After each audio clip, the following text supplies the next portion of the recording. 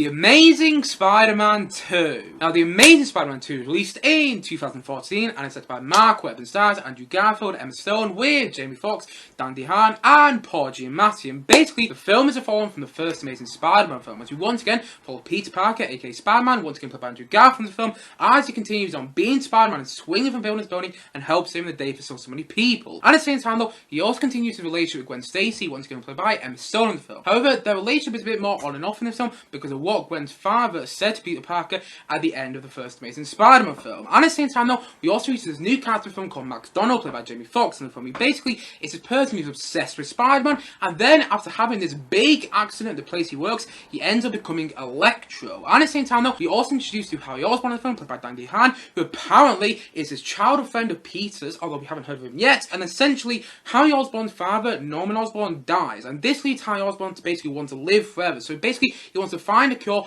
which means he can live forever. So this leads him to become New Goblin, and essentially, Electro and New Goblin team up to destroy New York, and basically, Spider-Man must stop them before it's too late, and at the same time though, protect Gwen Stacy at all costs. And that's basically what I got from the plot of The Amazing Spider-Man 2. And honestly, I've got to admit here, this movie is amazingly messy. It's baffling to watch, and it's a setup for a third film that never happened. This film just sets up The Amazing Spider-Man 3, which never happened, and I don't think ever will happen. But the thing is though, at the same time though, I've got to admit, I kind of enjoyed watching this film. You know, I'd be lying if I said I was bored watching this film. Honestly, I would be, because actually, I kind of enjoyed watching it. And I think the reason I enjoyed watching this film so much, and actually the reason I prefer it over the first Amazing Spider-Man film, is in the end, it felt like it wanted to be a Spider-Man film. It didn't feel like it wanted to be something else. Like, one of my big issues with the first Amazing Spider-Man film, which I didn't really talk about in my 23-minute review of that film, by the way, but one of my issues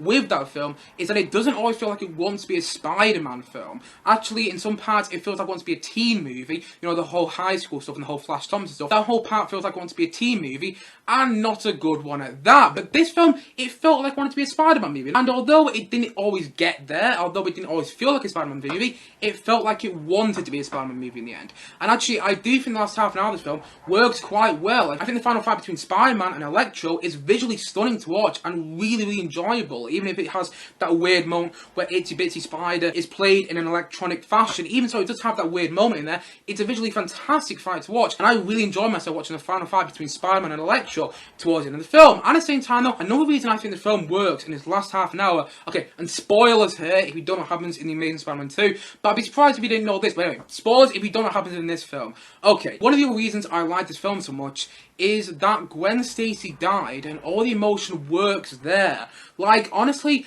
the chemistry between Andrew Garfield and Emma Stone is off the charts in the film. It's brilliant and their performances are great once again. And I think that's what made the emotion work over, because when Gwen Stacy died, it's a very emotional scene, and then how they played that emotion is fantastic in my opinion. Honestly, I really like that they did that. I really like that they killed Gwen Stacy off, because all the emotion works in the last half an hour of the film, and I thought that was absolutely brilliant. So I really enjoyed the last half an hour of the film because it felt like a Spider-Man movie. Honestly, I wish the last half an hour of the film was how the rest of the film felt. Honestly, I really do, because I do think the film has got a lot of things going for it. I mean, it's got a lot of bad things at that, and don't be wrong, I'll be going on to the very bad things in this film, but nevertheless, I do feel this film has got a lot of things going for it. First of all, let's go on to performances yet again. Honestly, like I said before, Andrew Garfield and Emma Stone are both brilliant in this film. Honestly, they elevate this film to something which it shouldn't be. You know, this film doesn't deserve to be as enjoyable as it is, and I think the reason I did enjoy myself in this film is through those two performances. Honestly, the script, like the script for the first Amazing Spider-Man film, is bland and boring. But it is elevated through Andrew Garfield and Emma Stone's fantastic performances. And honestly, Andrew Garfield is so much fun to watch as Peter Parker, aka Spider-Man. I really enjoyed watching him in these films. Even if I'm not the biggest fan of these films, I've always enjoyed his performance in these films. And actually, he's great in them. I mean, he's still my least favourite interpretation of Spider-Man. But again, that's like saying, you know, Lord of the Rings: Two Towers is the worst of the three Lord of the Rings films, in my opinion. I still like it quite a lot. And that's the same with Andrew Garfield as Peter Parker, aka Spider-Man here. You know, he's my least favourite interpretation of Spider-Man, today, but nevertheless, I really enjoy watching him in the film, and I enjoyed watching the first Amazing Spider-Man film as well, but I enjoyed watching him in this film quite a bit as well. And at the same time though, I think Emma Stone is also really good as Gwen Stacy in the film. Honestly, she feels like she's having more fun with the role she's playing in this film, and I really enjoyed her performance. In fact, there are quite a few moments which will be in a scene with someone who wasn't going to have a good performance, like DeHaan as Harry Osborn. I didn't really think he had a good performance in there, but actually in scenes where it'd be like Emma Stone's Gwen Stacy and DeHaan's Harry Osborn, it just scenes with those two characters together, it's like, oh my god, Emma Stone is giving us such a better performance than DeHaan in the scene. That's how I felt for quite a lot of this film. Honestly, Emma Stone is great as Gwen Stacy in the film, because I really enjoyed watching it, and I felt she put a lot of energy into that role. Energy which wasn't there in the script yet again, but energy she brought to that role. And I really enjoyed watching that relationship between Peter Parker and Gwen Stacy in the film, because it works, because their chemistry is off the charts, it's brilliant. You know, the chemistry between Andrew Garfield and Emma Stone is brilliant, but at the same time though, those two are giving off fantastic performances, which elevate the film to be more enjoyable than it's any right to be. Honestly, the film is enjoyable just with their performances. At the same time though, I also kind of enjoyed Jamie Foxx as Electro. I enjoyed his performance as Electro. Now, I've got many problems with the Electro character, but nevertheless, I enjoyed Jamie Foxx's performance. And I might be in the minority there, but I don't care if I am. I enjoyed Jamie Foxx as Electro, and I can't wait to see him return in Spider-Man No Way Home. I think he did a good job with that character. And also, going back onto the Gwen Stacy Peter Parker thing a sec, I almost forgot to mention this. One of the things I really like about the relationship with the film is the fact that you keep seeing Gwen Stacy's father throughout the film. You keep seeing Spider-Man have visions of Gwen Stacy's father throughout the film in certain moments, and I really like that. Like, spoilers for the first Amazing Spider-Man film, in case you haven't seen it. Spoilers for the first Amazing Spider-Man film, although while you're watching this video, I don't know if you hadn't seen the first one. But anyway, yes, okay. Spoilers for the first Amazing Spider-Man film. Basically, Gwen's father died, and then like his last message to Peter Parker was, do not date my daughter anymore, do not hang around with her, because otherwise she might die. And well, let's see where the events of this film ended up straight away. But anyway, yes, you get the point. I like the fact that Gwen's father kept popping up in scenes of the film, and I thought that was really good and really good foreshadowing as well. I thought putting him in there was actually a really good idea. I really liked that. But anyway, let's talk about some other parts of the film as well. I think the swinging scenes are fantastic. Honestly, I think the swinging scenes are a lot better than they were in the first Amazing Spider-Man film, because they feel triumphant. Honestly, when Spider-Man is swinging from CGI building to building, it doesn't feel like CGI anymore like it did in the first Amazing Spider-Man film for me, personally. It doesn't always feel like that. In fact, it feels as triumphant as you want it to, and actually it reminded me of some of the swinging scenes from the Sam Raimi Spider-Man films, which is something I didn't expect to see. Honestly, I thought the swinging scenes were great, and I think it's a well-shot film, and I do think there's a lot of quality in there, and I do think it is enjoyable. Like I said before, I think the last half an hour is actually really enjoyable. I enjoyed watching this film. I'd be lying if I said I was bored watching it. I mean, it was baffling to watch, don't get me wrong. There's so many problems in there, but I did kind of enjoy it, and maybe for the wrong reasons, but I did kind of enjoy this film overall, and I didn't expect to say that, actually. I didn't expect to say that. Even so, it was just a baffling mess, which sets up a film which never happened. Because the funny thing is, if The Amazing Spider-Man 3 did happen, I wonder if we'd look at this film differently. I wonder if The Amazing Spider-Man 3 actually happened, if we look at the film differently, and actually go, oh, because The Amazing Spider-Man 2 was a setup for the film, actually, you know what, I kind of like it a bit more. But the fact is, though, we never got Amazing Spider-Man 3, so we can't look at this film differently. But the thing is, though, I was kind of thinking that, you know, if we ever got the third Amazing Spider-Man film, would it made us look at this film differently? And I think it actually would have. And maybe would have seen, you know, Amazing Spider-Man 2 in a better fashion, or maybe wouldn't. But nevertheless, it's still interesting to think about. But anyway, let's talk about the many problems to do with The Amazing Spider-Man 2. Even so I enjoyed it, it does have a lot of problems in there. And I did kind of enjoy it, in part, for the wrong reasons. First of all, let's talk about the villains of the film. Honestly, what were their motives? I didn't get their motives at all in this film. Like, Jamie Foxx as Electro, I enjoyed the performance. I might be in minority there, but I enjoyed Jamie Foxx as Electro quite a lot in this film. But the thing is, though, the Electro character is so terribly written. Honestly, I didn't understand what his motive was in the film. What was his motive? Honestly, this is what I got from the film. His motive was to turn on the lights off in New York and then destroy New York. That's what I got from his motive. I don't think it was his motive, but that's what I got from the film. Honestly, the Electro character is so badly written. And the thing is, though, I actually kind of liked the way they introduced that character with all these powers. I think that was a really good scene. You know, the one that takes place in New York. I thought it was a really good scene in the film. But then, the whole character is just written so terribly. And honestly, I was just baffled watching that character. You know, one of the reasons I never felt bored in the film, because I was baffled watching that character. I was baffled watching the way that character was playing out for the rest of the film. Honestly, the CGI in Electro was awful. Honestly, I hope the Electro character looks better in Spider-Man No Way Home. And by the way, he's confirmed to return, so he's definitely in there. So I hope that character looks better in the new Spider-Man film coming out this Christmas. Because honestly, the CGI was just so noticeable. And that character just didn't work. I like Jamie Foxx's Electro, but the character was just terribly written. And I didn't understand his motive at all. Honestly, the character is rubbish in this film. And then let's talk about Harry Osborn. Harry Osborn, who's a big character in the previous Spider-Man films I've watched, the previous Sam Raimi Spider-Man films, and I'm assuming is a big character in the Spider-Man comics. By the way, I should say here, I never read a Spider-Man comic book in my life. I never read a comic book full stop. But the thing is though, I understand that Harry Osborn is meant to be this big character in the Spider-Man comics, I'm assuming, and I also understand, given from the Sam Raimi Spider-Man films, he's meant to be this big character. But the thing is though, in this film, the Harry Osborn character is yet again baffling. You know, the interesting character who was apparently childhood friends with Peter, although we haven't heard of him yet. You know, I watched the first Amazing Spider-Man film a couple of days ago, didn't hear about him in that film, but then we get him introduced into this film, and apparently he has this really strong bond with Peter, and I was just like, I'm sorry, I don't believe any of this, because where were you in the first film? And at the same time, though, I just thought Dan DeHaan's performance was laughable in some parts. And I'm sure Dan DeHaan is a fantastic actor. I haven't really seen him much, but I'm sure he's a fantastic actor. But the thing is, though, his performance was yet again baffling. Just feels like in every single scene, his performance is just rubbish. Like, I'm sure Dan DeHaan is a fantastic actor, and I'm not dissing him anyway, because in the end, it is all down to the director and what the director wants from the actors in these films. So maybe Marc Webb was directing in that sort of way, but honestly, I never, ever believed Dan DeHaan as this villain new Goblin film. I never believed him in this film. And honestly, it was just baffling watching new Goblin's film, because he was just so weird and just so weird to watch. That's what I'm trying to get in there. It was just so baffling to watch that character play out throughout the rest of the film. This character is so close to Peter, although you don't really get him in this film. And at the same time, though, Dan DeHaan's just rubbish performance. I'm sure he's a great actor. I'm sure he is. But the thing is, though, just through his performance in the film, I was shocked, because I didn't find that character believable at all. And at the same time, though, let's talk about his father in the film, Norman Osborn. Norman Osborn is meant to become the Green Goblin at some point. That's what I got from this first Spider-Man film. That's what I got from Sam Raimi's Spider-Man 1. You know, he becomes the Green Goblin in that film. And the thing is, though, Norman Osborn in this film is completely wasted. Norman Osborn,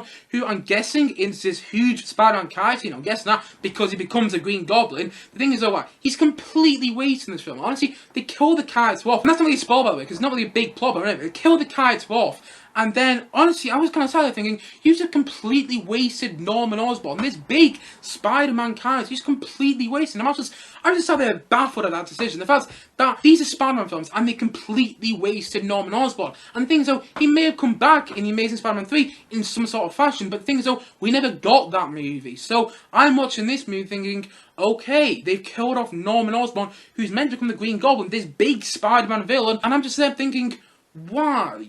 Why the hell have you done that? So you can set up New Goblin, this rubbish New Goblin, because honestly, oh my god, the whole season of Norman Osborn was just baffling in my opinion. Like, why did he kill him off? Why did he kill him off? In the Sam Raimi Spider-Man films, Norman Osborn is one of the best characters. Why did he kill him off in this film? At the same time, though, let's talk about the storyline to do with Peter's father in the film. Let's talk about that storyline a sec. It just didn't fit in with the rest of the film at all. I thought the whole storyline to do with Peter's father was just so weird in the film. Yet again, it's so baffling to watch. You know what I mean by it's baffling? There's so many things in the film which are just baffling, but the whole story to Peter's father just feels completely out of place with the rest of the film. They've got this whole story to do with Electro, this whole story to do with New Goblin, this whole story to do with Gwen Stacey, and then you get this whole story to do with Peter's father. And honestly, I must admit, I watched this film about 2 years ago for the first time. I actually remember when I watched it 2 years ago, I remember quite enjoying it, and I remember actually quite liking it. I think it was a really good film.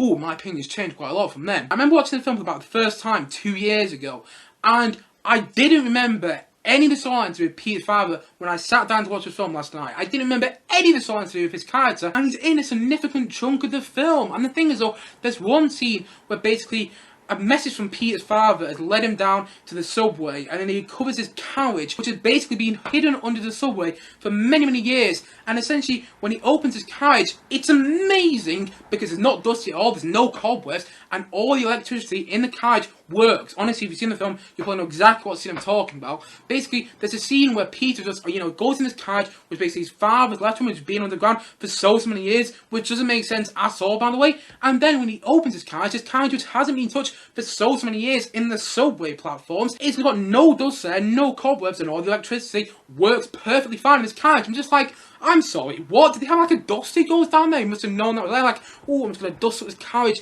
every now and then. Because it was just so amazing to watch that scene play out of the film, because it didn't make any sense. Like, where was the electricity coming from in that scene? Where was the electricity? How did it, what was that scene in the film? What was that scene in this film? Because it didn't make any sense at all. And I was just watching that scene in the film, baffled and laughing my head off, because it didn't make any sense. And yes, it's just a small nitpick, where is electricity coming from one scene in the film? But still, it was quite a big scene, because it's a scene where basically, not to give too much away here, though I've already done a bit of a spoiler one, but not to give too much away here, but anyway, basically, it's a scene when you find out that Peter Parker can only be Spider-Man because of his father, and it's quite a big scene in the film. But all I was thinking in that scene was, where's the electricity coming from? How is his carriage so clean? It's been underground for so many years, but it's really clean, and there's no dust in the carriage, there's no cobwebs. All the power and all the electricity in this carriage, which hasn't been touched for so many years, is absolutely fine. I was like, what is this? And the whole time to do with Peter's father, it's just completely out of place in the film. And it's a significant chunk of the film, by the way. Like, you might watch this video thinking, I don't remember much about Peter's father in the film. No, it's a significant chunk of the film.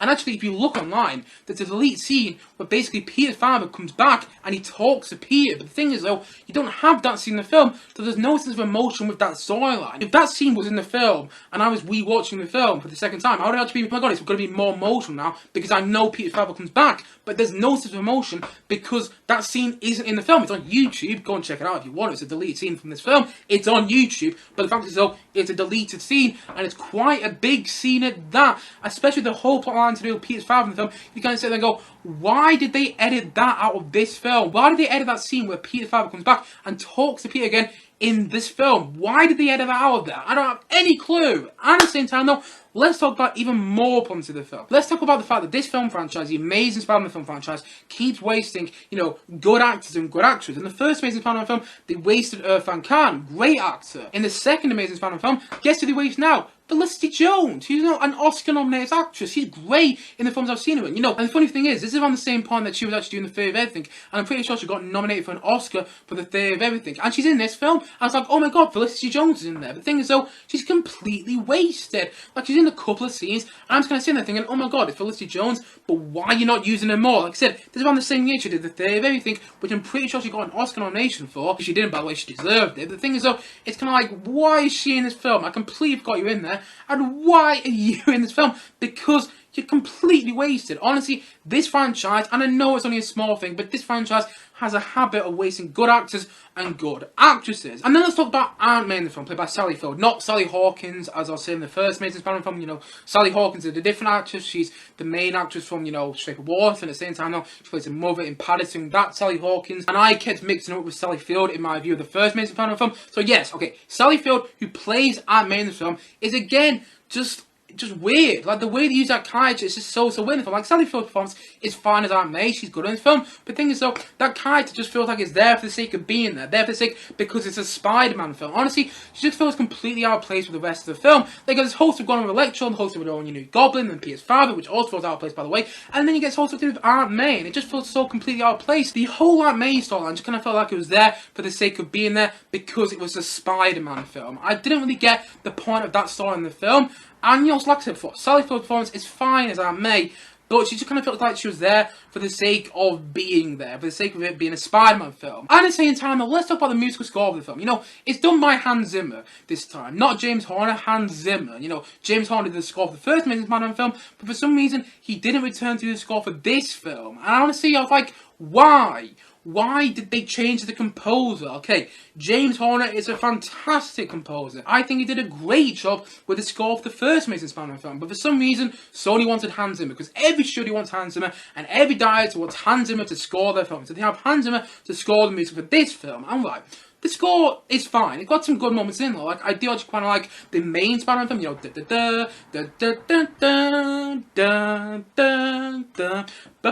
I kind of like the main Spider-Man theme. It works quite well. But then Electro's theme is just baffling again. It starts with this single clarinet, and then it builds up to this big electronic dubstep. It's like, whoa, what is this theme? Like, it's just so weird, and it doesn't sound anything like a Hans Zimmer score, by the way. Okay, actually, take that back, it does, but at the same time, no, it doesn't. And I do think the score works well to a degree, the whole Spider-Man theme, but then the whole Electro theme just feels so weird, and it's just so weird to listen to in the film. And again, it's just baffling. The fact that his theme just begins with this single clarinet, and then builds up to this big electronic dubstep, you're just like, what is this score? I've just never heard anything like it. And I'm not sure if that's a good thing, by the way. I didn't really think Hans Zimmer did a particularly great job scoring the music for the film. Like, I think the Spider-Man theme is good, but I don't really think the rest of the music actually works out well with the film. And I'm surprised he didn't bring back James Horner. I think James Horner would have actually worked better with the music score of the film, but we'll never know that because he didn't bring back James Horner, and instead they brought in Hans Zimmer. God knows why, and in the end, he just ended up coming with a really weird Electro theme in there. I mean, I didn't hate the Electro theme, but it was just weird, and every time Electro just came on screen, you just heard Hans Zimmer's Electro theme, it's just like, what is this? I've never heard anything like it before, and I'm not sure if that's a good thing. And honestly, you can clearly tell, yet again, that Sony have their money-filled hands all over this film. Honestly, there's no sense of a personal vision anywhere in this film. Okay, with the exception of the scenes between Peter Parker and Gwen Stacey, which do feel a bit like Marc Webb's vision for, 500 Days of Summer as well, those scenes did kind of feel a bit like Marc Webb, but apart from those scenes, which do feel like they have been compromised a bit by, sure, I'm not going to admit, like the weird use of the songs in there,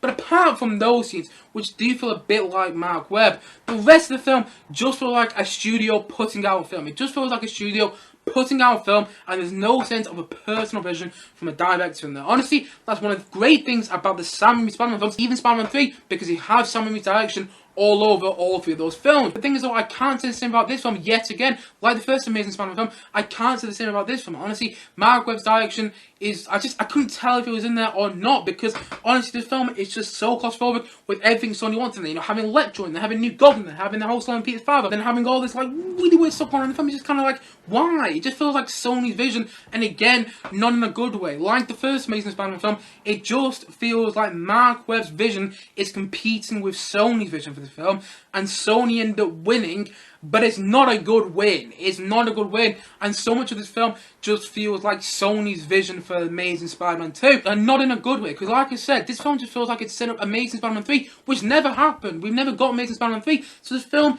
it's just baffling. And actually, on the topic of Sony, it feels like the Sony executives have watched Spider-Man 2 before they made this film, and thought, you know what, they came with some really good ideas in Spider-Man 2, let's copy some of those ideas. Like the whole stuff in Spider-Man 2 between Peter Parker and Mary Jane, the whole stuff with Peter Parker wants to be a Mary Jane in that film, but he can't be because he wants to protect Mary Jane from all the villains that he has to face up against. It's very similar to the storyline between Peter Parker and Gwen Stacey in this film. I don't know if anyone noticed that. Those two storylines are very similar. The storyline between Peter Parker and Mary Jane in Spider-Man 2, and the storyline between Peter Parker and Gwen Stacey in this film. At the same time though, the creation of Doc Ock via a scientific thing that went wrong in Spider-Man 2 is very similar to the creation of Electro in the film. The way Dr. Octavius becomes Dr. Octopus in Spider-Man 2 is because of an experiment that he did which went wrong. And a very similar thing happens with Electro in this film. Although it's not an experiment that Electro is doing, it's still something scientifically that went wrong, which means that Max Donnel becomes Electro. And that's just so weird, the fact that they copied off Sam Raimi's Spider-Man 2. But I'm not really sure they did that, because the thing is though, Spider-Man 2 already exists. It's a great film. It's my favourite Spider-Man film to date. But the thing is though, it did kind of feel like the Sony executives and Marc Webb sat on a table before they made this film. Like, you know what, should we watch Spider-Man 2 to get some ideas of that film for this film? And I'm not sure why they did that, because the thing is though, nobody comes up quality-wise the same way it did in Spider-Man 2 than it does in this film. Honestly, it's just a baffling mess. And at the same time though, one thing I almost forgot to mention is the whole stuff to do with Rhino. Oh my god, Paul Giamatti is a great actor. I've seen him in Love and Mercy, there's a great performance in that. And at the same time though, I also enjoyed him in Jungle Cruise, a film I didn't really like that much, but I liked him in that film. The thing is though, he's rubbish in this film again. He's doing this really weird Russian accent, and then when you finally see Rhino towards the end of the film, he's like, I'm gonna kill you, I'm the Rhino. And I'm like, oh, I don't find you threatening one bit in this film, because honestly, Paul Giamatti as the Rhino is again baffling in this film. I'm not really sure what Paul Giamatti was doing. Like, what was his performance? And Paul Giamatti's a great actor, but what was his performance in this film? I didn't understand what he was trying to do when he was playing the Rhino, and I just really get that performance in the film at all. And I just thought the Rhino was completely wasted and so forgettable. Honestly, I only watched the film last night, and I almost forgot to talk about it in this review today. At the same time, though, there's one other big nitpick I have with this film. But basically, after the opening credits of the film, after you first hear, Hans Zimmer's Spider-Man theme, it goes into Spider-Man in the air.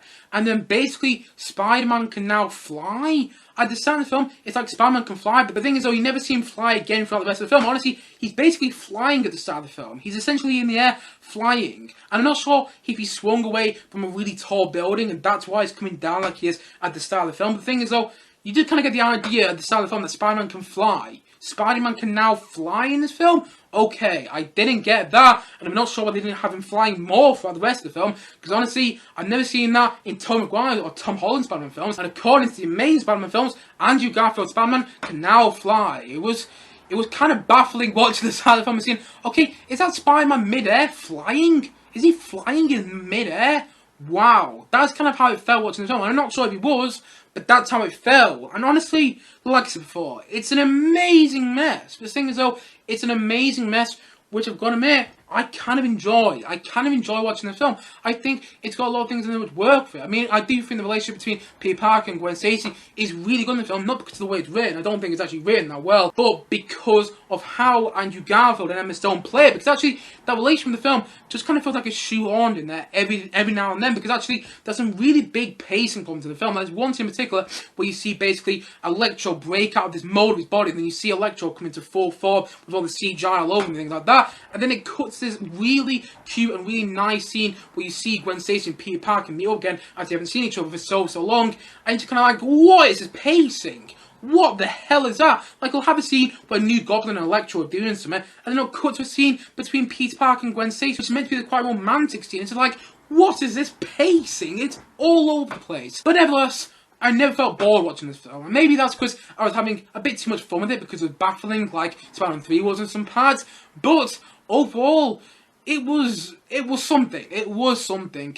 And that thing it was never boring. I've actually quite figured out what this film was trying to do. Okay, I understand it was trying to set up Amazing Spider-Man 3, but it wasn't really anything within itself as well. The thing is, though, I did kind of enjoy it. I've just got to admit that I enjoyed it more than the first film, because it felt like it wanted to be a Spider-Man film more than the first Amazing Spider-Man film did, in my opinion. And honestly, I don't know. Even though this film's got so many problems in there, I didn't dislike it. I did actually kind of like watching this film, and maybe in minority there, but I did in the end. Even so, I got my big problems in there. Funny enough, I did finish the film and think, you know what? That wasn't so bad. That wasn't so bad. And I'm not sure why I felt that, but nevertheless, I did. I did sit there at the end of the film and went, okay, you know what?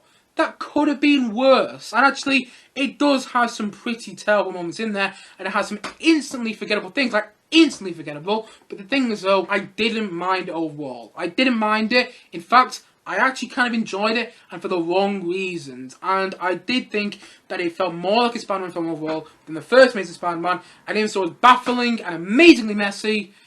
I did kind of like it at the same time, though. I must admit, I did kind of like it. And so, all in all, I'm going to take The Amazing Spider-Man 2. I'm going to say that it's a 6.3 out of 10. Honestly, if you dislike this film, that's completely understandable in my opinion. In fact, if you came to me with a bunch of reasons why you dislike The Amazing Spider-Man 2, I'd probably agree with all those reasons. But the thing is, though, I don't know, it kind of worked for me. It did kind of work for me to a degree. Like, by no means am I saying this film's on the level of any of the Sam Raimi Spider-Man films, but at the same time, though, I did enjoy it more than the first Amazing Spider-Man film. Now, I might be in the minority there, but I did. I didn't think it was terrible. Like, I can understand why a lot of people do think it's terrible, and that's fine. You know, all film is subjective. Everyone has their own opinion on the film, and that's the beauty of film. And honestly, I'm just talking about my opinion in this review, and I thought that The Amazing Spider-Man 2 was not terrible. I didn't think it was that bad either. I enjoy watching it to a degree, But overall, I understand that it's a huge mess. I understand that it's a film that doesn't exist. And normally, if a film is just setting up another film, I don't enjoy that much. Like, I don't really enjoy Fantastic Beasts 2 because it just feels like it's setting up Fantastic Beasts 3, and we don't have Fantastic Beasts 3 yet. At the same time, though, that's one of my big problems with Jurassic World Fallen Kingdom. The fact that it just feels like it's setting up Jurassic World 3, which we don't currently have. But the thing is, though, even so, The Amazing Spider-Man 2 does feel like it's setting up so much of The Amazing Spider-Man 3, the whole 6, that we're never ever going to see properly. Even so, it does feel like it's setting up a film which doesn't exist. I didn't actually mind it overall. I didn't actually mind it, and I'm not sure why, but I enjoyed parts of the film more than I thought I was going to. And I think, overall, that's down to performances from Andrew Garfield and Emma Stone, and the way those characters play out, the emotions, and the last half an hour of the film. And actually, if the last half an hour of the film is good in my opinion, it can actually sell my opinion of that film as a whole. And you know what? The Amazing Spider-Man 2, it left me on a note which I was smiling about. I like how this film ended, and you know what? That's what I'm going to take from overall. It's amazingly messy, it's baffling to watch, and it's a setup for a film which doesn't exist, but you know what? I did kind of enjoy it overall. And that's what I take from The Amazing Spider-Man 2. And so, all in all, I'm going to say that The Amazing Spider-Man 2, I'm going to say that that's a 6.3 out of 10 from me.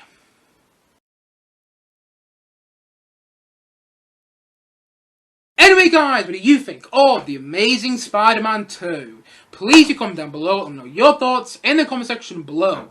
Anyway guys, thank you as always for watching, and if you haven't yet, please do click down below and like, subscribe on this video. I look forward to many more both film and TV reviews coming very soon on this channel. See you guys again soon, but bye for now, bye!